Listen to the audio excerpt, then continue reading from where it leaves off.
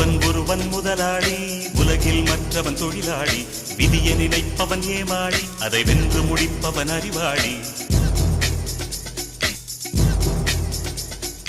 ஒருவன் முதலாளி, உலகில் மற்றவன் தொழிலாளி. விதியை நினைப்பவன் ஏமாளி, அதை வென்று முடிப்பவன் அறிவாளி. பூமியை வெல்ல ஆயுதம் எதற்கு, பூப்பறிக்க கோடரி எதற்கு, பொன்னோ பொருளோ பொற்களம் எதற்கு, ஆசை துறந்தால் அகிலம் உனக்கு.